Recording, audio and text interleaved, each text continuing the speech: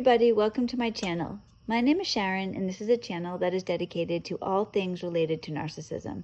I make videos every Monday, Wednesday, and Friday on all types of topics related to narcissism, so if you haven't already, please take a moment to subscribe to the channel so you don't miss any videos. I would really appreciate it if you gave the video a thumbs up. It's a free way you can help me out, and definitely don't forget to leave a comment because I like to read what you have to say. So since today is Monday is the day that my boyfriend Joe joins me on the channel, and we discuss topics related to narcissism from both a male and a female perspective. So Joe, a big, huge welcome back to the channel. Thanks, honey. Thanks for having me back. It's a privilege to be back. Well, that makes two of us. I'm excited that you're here. So today we're going to talk about the similarities between narcissists and codependents. So the reason that we want to do this video in the first place, it was actually Joe's idea, so I'm going to turn it over to him in a minute. But I'm just going to say at the beginning, we're doing this because we have... a disclaimer. Yes, exactly. It's not like that. But I just wanted to say, we were talking about this. See, Joe and I, so we're in this long distance relationship. So at the moment, we're separated. So we talk a lot on the phone. So the phone is our main way of communication. And because of that, we have these long conversations. And so we talk about a lot of different things, and particularly at the beginning of our relationship. We've been together for 6 months, so it's been a while. But from the beginning of the relationship, we were really heavily talking about narcissism. And we still do. Obviously, that's how we met. But the realization that Joe came to, that to heal, you have to be able to focus on yourself, and not in a narcissistic way, but this really, truly will help people focusing on what your role is in a narcissistic relationship. So Joe, because I'm going to explain it horribly, why don't you go ahead and fill us in? Okay, I'll give it a college try. So, in my opinion, from my experience in my recovery, is that until I was able to look at myself and the things that needed to be changed in me, there was no way that I could recover. I was stuck on hatred and anger and bitterness towards my ex. So a couple of years ago, I've heard it say, and I've read some stuff on articles from psychiatrists and doctors, that all of us, empaths, codependents, narcissists, we all have narcissistic qualities. They're God-given qualities, in my opinion. They're there to help us survive and to move forward, to motivate us, to protect us. The disorder, though, is like that magnified times a million. I remember that, and I was telling you a couple months ago, Sharon, this is what happened. I had this moment of clarity, I call it. So my ex had been gone for about a year, and I'm waking up in the morning. Here's my usual attitude. I hate the world, I hate myself, I hate this position I'm in, and I'm angry and I'm bitter and I'm depressed. And this question popped to my mind, okay, Joe, if your ex was the problem and she's been out of the picture for a year, why do you feel this way? What's the excuse? And immediately, I rebutted, well, there's $30K missing out of my account. She stole my car. I got 2 kids, 2 cats, a dog, and my mother-in-law living with me. Obviously, I'm not going to bounce back right away, but I'm talking to myself. There's a saying, you can't BS a BSer. So then goes another question. All right, Joe, leave her out of this. Now, take a look at your part, your role. Forget about her at all. Were there any red flags or signs that you ignored that were pretty apparent at the time? And, the recovery process for me, it requires some level of honesty. And I said, yeah, there was. And I was thinking about it. I was like, I wasn't a little 8-month-old infant in the crib that was stuck there. They had no way to get out from his abusive parents. I was a 25-year-old man who chose to stay in an abusive relationship. And it kind of led me to this inner journey of asking myself even more questions. I knew that I can't change anybody. At best, I can maybe influence some things, but change is a delusion. And I started asking myself some questions like, well, were you being dishonest? Were you delusional? Yeah, and I started seeing some similarities that I had with the narcissist. Delusional in a way where if this would have happened, then she'll change. If I do this, self-seeking, if I buy her this, then she'll act this way. I just started looking at that and brought me back down to the DSM-4 and the DSM-5. And we'll go through that, Sharon. But what I began to realize after a few days past the week, as I'm probing myself, is that this anger and this bitterness, this energy that was giving off towards a narcissist that I haven't had contact with for God knows how long, it started to dissipate, and it began to fill with this energy towards inward, towards myself, inquisitive, like I was connecting dots about my own childhood trauma. Wow, okay. I asked you a question last week, and it was an honest question. I would love to hear somebody try to argue this. Like, do you believe that any truly holistically healthy person, like just generally well-grounded, got some common sense and a good head on their shoulders, could ever be in a relationship with a narcissist for any substantial period of time? Oh God, no. And even if you just bring it to, I think this a lot of times when I think about things related to myself. How would I feel if my daughter was in this relationship? The horror that we put ourselves in, literally, you cannot run away from who you are and what you let happen to yourself. And that is not a blaming of anything. It's just a realization as you work towards the recovery. Yeah, there's a defense mechanism that we have. Immediately, if a person's not ready, the wall goes up. Like, how dare you compare an empath to a narcissist? And I'm not saying like the differences are so gigantic. It's a given. Like, how I feel about my ex. Like, she's an evil person, man. If literally, you don't even have to be spiritual. If you read the dictionary, evil.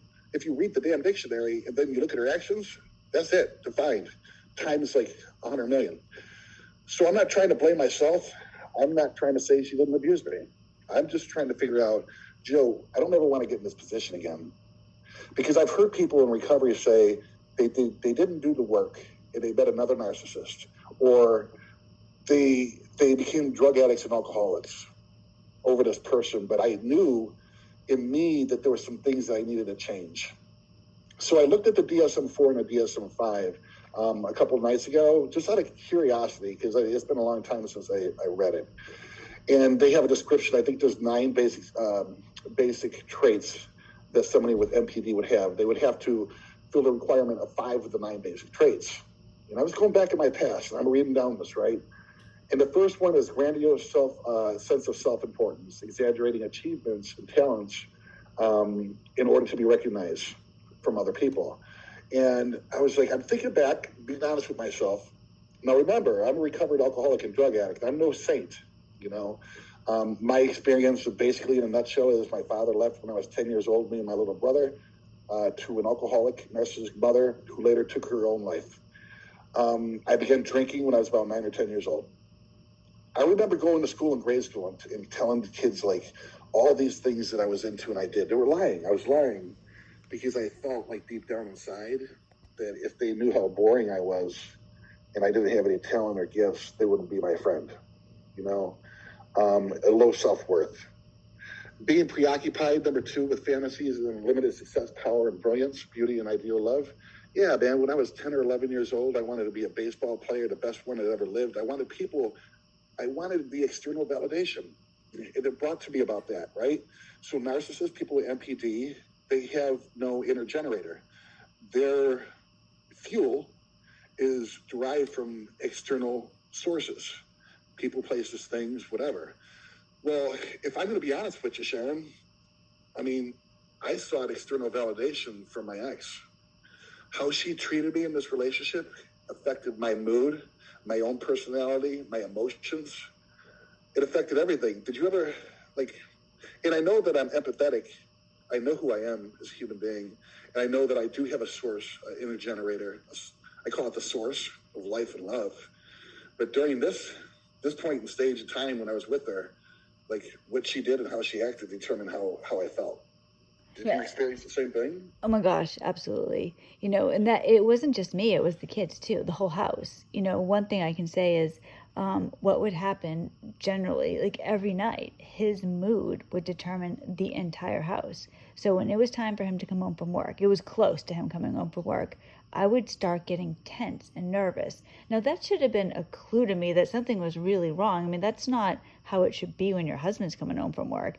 I'd get tense and nervous, and I'd be snapping at the kids, and how his mood when he came home would determine how the rest of the night went.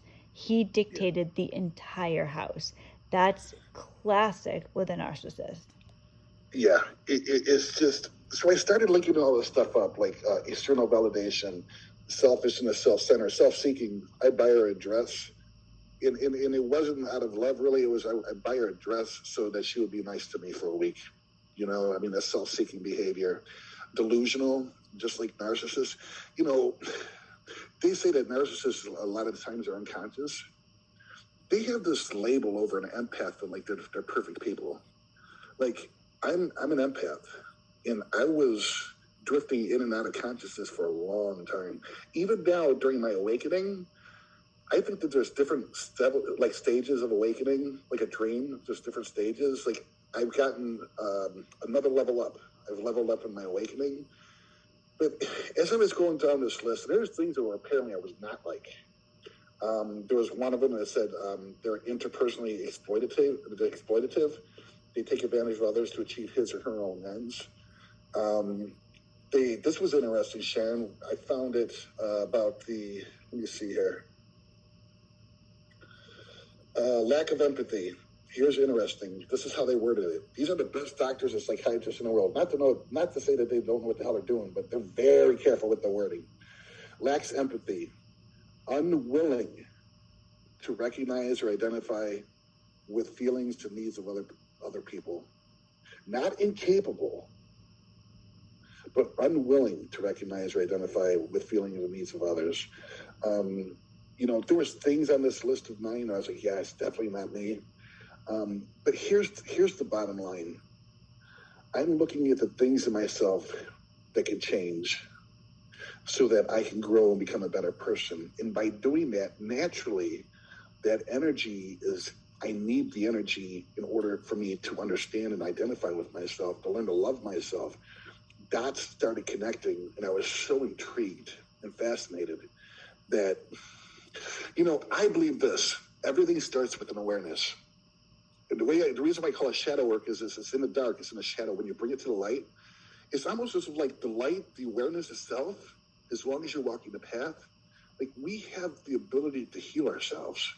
And sometimes God works through other people, but we have that. And I believe a lot of it is if you bring it to the light and you're aware of it, everything starts with the awareness. And it was indescribable. It was a huge turning point in my recovery. It truly was.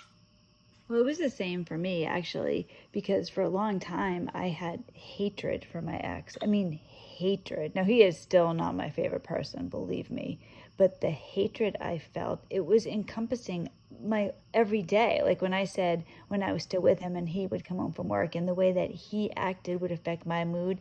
Now, I mean, it's the same thing like with you, Joe. He wasn't here, but I was still being affected, almost like he was about to come home at any time. But instead of it being, 4 o'clock, it was just all day long. I was enraged by the things that he did, the way that he hurt me, the way that he financially abused me. I mean, he destroyed us financially, and and I'm trying to recover from that. And I hadn't even worked. I was a stay-at-home mom, and here I am, like, trying to deal with that. And I have 2 hurt kids who have PTSD. I was enraged. I wanted really bad things to happen to him. And Joe, you're the one that brought it to my attention. You would ask me these questions, and when you first said, well, I think that in some ways, narcissists and codependents have a lot in common. I was, what are you talking about? I was offended. No, they don't at all. But then as we talked about it and we did some shadow work, I agree with you. And I think that this is the way to recover, is to learn. Yeah, for me it is. I was sick of people saying, go to church, let go, let God, just come to acceptance. It's like, damn it, give me a map. Just tell me, Joe, do this, this, this, this, and this, and I'll do it. But, like, those words are empty to me. Like, I got up in the morning and said, God, take this from me. Like, it didn't snap like a bright light that came into my bedroom that day. It was like, until I finally found some kind of a map to use that was used in the past in different areas of people's lives. But yeah, Sharon, it's definitely have done wonders for me, for sure. It requires a certain degree of honesty, like rigorous honesty. Like there was a time, I think it was like 4 months ago. No, it was long ago than that. Like she had been gone for 2 or 3 months, and she turned off the utilities and electric. And I got it turned on after we didn't have electric for 2 days. And a week later, I'm getting all upset. And I'm really pissed off at her because I've got to have the gas turned into my name. I've got to have the phone turned in. Like all things that normal adult people know how to do that I've done before in the past, except for the last 20 years, I let her handle that while I was working. And I would get upset, so rageful. It was like, Joe, you're upset with her, but is it really because you have to grow up again and you have to reteach yourself these things that you should have? I gave all the power to the narcissist. I was really upset with myself, Sharon. It's just, it requires brutal honesty. Oh, the honesty is painful. I mean, you've done shadow work with me several times, and there was actually one time you did it, and I actually got really mad at you. And I was mad at you for 2 days, and it was now, I look at it and you were helping me. But at the time, I was like, how dare you? I think I even said to you, you really put me in a bad mood. It was the things that I did before I even knew you, somehow it was your fault, and that's what people do, it's painful to look at yourself, but it really is the answer. I believe it's the answer. It worked for Joe. It worked for me. The seething hatred I felt towards my ex, I don't feel it anymore. Like I said, he is not my favorite person. I dislike him. I don't want anything to do with him. Like Joe has mentioned about his ex, I think that he's evil. But the reality as well, as I move forward, as Joe and I move forward, we've said, I don't want to bring my ex into our relationship, and I don't want his ex in our relationship. We have to be able to learn about ourselves so we can be our own individual and be in a relationship or whatever else you want to do. If you're dragging along this, like my ex, he's this big guy, so I don't want to be dragging along this 300-pound weight everywhere I go. I need to disconnect completely, Yeah. so that I can move forward and work on myself. Because the difference, Joe and I last night, we went over the 9 traits from the DSM-4, the 9 traits of a narcissist. And we recognized that actually, even though, so we had started off because we were going over each one with each other. Okay, have you ever done this, or do you do this? And yet there were some as we went through, oh yeah, when I was younger I did this, or when I was a teenager, oh yeah, I felt this way. But we came to the realization that actually we don't really do any of these things now. Somewhere. Yeah, we outgrew them, Sharon. That was such a cool point. It was a dot connected. Holy crap! We outgrew these because we were growing emotionally, we were developing spiritually, and then you're so somewhere along the lines, Joe, 7, 8, 9, or 10 years old, these suckers, they just stopped growing. They're just stuck there in a continuous loop. Exactly. But that's the benefit for us where we can improve. So just because if you think about it, children, just developmentally where they are, they're selfish. If you think about a little toddler, they don't like to share. Everything should be theirs, mine. That's natural at that stage. It isn't natural to be that way when you're 35 years old. It all made sense, man. It was so the cool part is as we're working on ourselves, so we were working on ourselves long before we met each other. They say that you're ready for a relationship when you're not looking. I was there. The last thing I ever wanted was a relationship again. Not that I was scared, but I was cool with myself. All kinds of hobbies. I'm enjoying my life. I'm a single dad, no drama. And then it just, the stars and the planets aligned, and here we are today.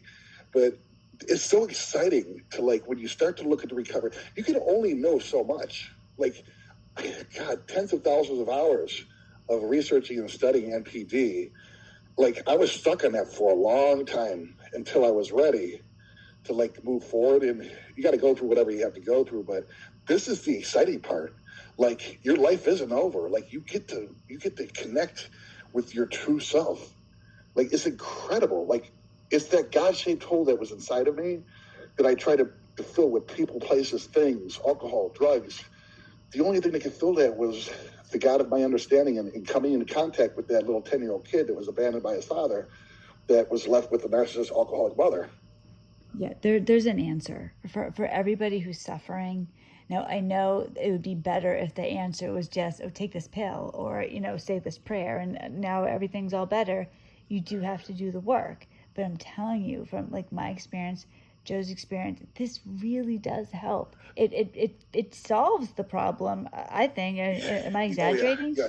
There's a problem. A problem shared is a problem cut in half, right? Well, this thing will eliminate the problem altogether. When you're able to look at yourself, and then you're able to develop a spiritual relationship with your Creator, like this, the solution is that, and it's just as a map to get there. There's a saying that resentment rots the container it sits in.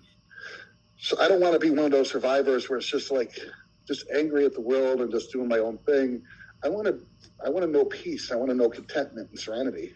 Like I don't want to. I know depression and misery and torture. I know that. I don't want that anymore. Well, the reality is for all of us, like for Joe and I, we both were in the relationship at the exact same time. So we were both in relationships for 20 years with narcissists. They took 20 years of our lives. I, for one, and I know I can speak for you too, Joe, like we don't want the rest of our life to be affected by the narcissist. I don't want this in my life at all. And after doing the work and getting to a point where we can be healthy and know ourselves and be healthy in a relationship, or maybe you don't want to be in a relationship, whatever you want to do, you can still do it. Your life isn't over because you're with a narcissist. The narcissist, their life is always going to be who they are, not us. And that is such a difference. So if you're at the stage where you're just hating life and you're just mad every day and you hate this person, you want them to die, and you just want these, I'm sure you can think of these terrible things that have happened to them. I mean, I was there, Joe was there, everybody's there at some point. But you're either going to stay in that place and let the narcissist take even more time. I'm not even with my ex anymore. Joe's not with his ex anymore. So why are we letting them affect our life today? We're not with them. They shouldn't affect our life. Now it's us. It's time to take our own life. And, like when Joe was talking about like turning the electric into his name and things like that, I did the same thing, because now it's like, all right, and I was mad too. I was like, I didn't sign up for this. Why am I doing this now? Why am I having to go all the way back to the beginning? But if you look at it like it's a gift, we get to start over. We get a do-over. The narcissist doesn't. It's the self-worth. It's all about, for me, self-worth. Like honoring and loving myself. I would never, where I'm at right now, would never tolerate even anything like that. I wouldn't feel like I had to owe an explanation. I would just go. I'd get out and I'd stay out. I'd be done. Yeah. Like it would be in the past. So yeah, the most important relationship you can ever have is with yourself, and to me, my God, and my understanding, but there is a way out. It comes to a point when you're ready. Like you can either be miserable. It's a choice to be made eventually. Well, the thing is, you have to live with yourself, right? You have to live with yourself. So you might as well enjoy your own company. You have to get to that point. If you're constantly fighting that and always looking for something so you don't have to feel anything, like Joe and I, we didn't have great childhoods. Like I didn't, I had bad things happen. But if I'm always focused on it, or if I'm afraid to ever look at it, and now I'm going to drink to avoid it, or I'm going to do drugs, or I'm going to shop, or whatever, I had an eating disorder for a long time. Am I going to go back to that so that I don't have to think about things from the past? That is not a way to live. You really, truly, I'm telling you from my own experience, Joe can tell you too, right? Like there's a way out of it. There's freedom for all of us. Yeah, the narcissist, their face was like, that was my problem. It's like an onion. I had to keep peeling back, and truly it was unresolved issues in my experience that I had in my life that I never got to address. Yeah, you're going to have to address it at some point, or you're going to just be miserable for the rest of your life. And then, God forbid, you're in a relationship with another narcissist. The reality is, and it's a tough reality, because it's hard to give up something, even though this is the weird thing, this is part of what I had to come to terms with. I was in a relationship with somebody that I didn't respect, I didn't love, and I knew this, but I was afraid to let go of the relationship. Sometimes you're more comfortable with something that than to go for something that you don't know. But the reality is, if I had had self-worth, I would have been able to say to myself, I don't deserve this. My kids don't deserve this. We need something else, and whatever it is. we all have to have that courage and recognize we can't change the narcissist. They're who they are. And then I also think sometimes too, even if my ex, say like, I don't know, he was struck by lightning and now he's like this amazing person. What about the last 20 years? I mean, there's that to look at too. You don't deserve to be with somebody that has ever abused you. You just don't. You can have any life that you want. It doesn't matter how old you are. Joe and I were together, our kids are all in their teens and we're still having a relationship, and you could be in your 70s. You still have a life ahead of you.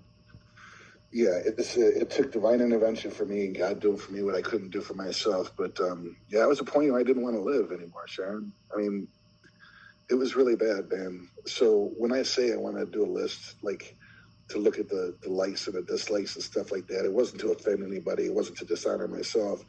The whole point was to shift the focus from hatred towards them into us, where we could truly find out behind that mask that they wore, there was a mask that we needed to address, that I needed to when I was a little kid. And it was the best thing in the world, man. It's like, it was so exciting, a whole new adventure, getting to know myself. And then, you come along and you're a part of the solution, and we build each other up. We don't break each other down. It's just, it's infinite possibilities. Yeah, I agree. It's amazing. It can be painful going through the work, but you know what, the reality too, though, yeah, it can be painful. And there's been a few times with Joe, I put those walls right up, and I don't want to do this. I don't want to talk about it. I mean, you get to that point sometimes, but the reality is, when you've been with a narcissist, nothing that you do after is as painful as being with a narcissist. You've already been through the worst pain. This is you nothing. face the worst fears of your life, like your worst nightmares have come true. And if you could make it through that, and you could honor and respect yourself for doing that, man, everything else is easy peasy, man. Like the second part of your life. Remember, what's the saying you always tell me, Sharon? It's so true. Like, Joe, would you rather have the first part of your life good and the second part of your life bad, or would you have vice versa? I was like, I'd like to have the second part of my life good. Like, I don't want to end it off being miserable and dying. And it's true. Like, it's come true. Yeah. If you had to choose, would you rather have the first half of your life be bad or the second half? I mean, for sure, I would rather have the first half be bad and get it over with. Yeah, exactly. Now the rest of our life, not that things won't happen, but we have a say in it now. We're not letting somebody else control us, and that's everything. You want to hear something cool, Sarah? Yeah. So I was doing a little bit. I like to look into things for a few minutes, at least put a little bit of effort into what we're going to talk about and stuff like that when we talk. And I was like, okay, so NPD, narcissistic personality disorder. Okay, so Joe, let's go down to the basics. What's personality? And I read it, and it's defined like psychology is a characteristic way of thinking, feeling, and behaving. It embraces moods, attitudes, and opinions, and most clearly expressed with interaction with other people. It's what makes us unique. And I was like, okay, cool. But then I kept on reading, so check this out. It's kind of like ironic. So the word personality comes from a Latin word, which is persona. Now get this. Refers to a theatrical mask worn by performers in order to project different roles or disguise their identity. I was like, holy crap, how cool. I got to share that with Sharon. Oh, yeah, that's exactly what a narcissist does. They wear their mask, and they're different, right? With everybody that they're with, they're different at work, or they're different with you. They're different with their kids. They're different with family members, friends. I mean, that's so true. That's really true. Because yeah, it is. What we were saying before, it all starts with no contact, complete abstinence from the drug that we were addicted to. They happen to be the narcissist. Yes, you cannot recover if you're still with a narcissist. And I get it. There's a variety of reasons that people are still with a narcissist. And you have to get to the point. Like, I stayed with my ex for 3 years after, 3 years, when I knew that there was a serious, I knew there was a serious problem before that. But there was a 3-year period where I absolutely knew for sure that he was severely mentally ill, and I stayed for 3 years. You have to get to the point. So I'm not, I get it if you're still with a narcissist and you haven't. Yeah, Sharon, to be honest too, I don't know if it's, here's the thing, I started researching NPD, when she was still with me, and there was things adding up that aligned me to eventually go no contact. So, but I get it, the true recovery, to have a chance to recover, to even have a chance, it's got to be the no contact eventually. But in the meantime, for people that are still stuck in it, because we were for a while, it's just keep reaching out. Like the universe will give you what you need, and when you're ready, you'll be ready. You'll go. Oh my gosh, yeah, that's good advice. That's true. I found just in my own experience that once I started like working on myself, because you're right, I was doing that even when I was still with my ex. Doors were opening, like they just do. Like if you they did. It was just kind of to let people know. It's like some people we know, Sharon. Like we weren't perfect in all this either, but some literally cannot go yet. But you still could get something. Like you could still like start to build upon that. On the knowledge, the problem, understand the solution, and it'll happen. It's just they're so have your goal. They're like viruses, walking viruses. They're so filthy. Sharon, like it devastated me. Like it was so poisonous. Even now, it has. Even though I'm away, it still has affected me in a profound and altering way. Could you imagine having that crap inside of you? Oh my Lord. The way a narcissist has that crap inside of them. Yeah, that's just horrifying. Even just thinking about it, it makes me feel disgusting. Oh, God. Like how we feel, and we were outside of their bodies. Imagine that crap being inside you. Yeah, that's, oh my gosh. Yeah, and it's always there too. We can escape it. We were with them, but we can escape it. They can't escape that. That's who they are. They live with that. Oh my gosh. I picture just like inside of them this like black sludge like bubbling up. Yeah, and there's no wonder. Like I see it as like a garbage can that's overpiling with garbage. They're just looking somewhere to dump some of it into vomit, and it happens to be I don't know, through codependence, but when I read in the DSM, they're unwilling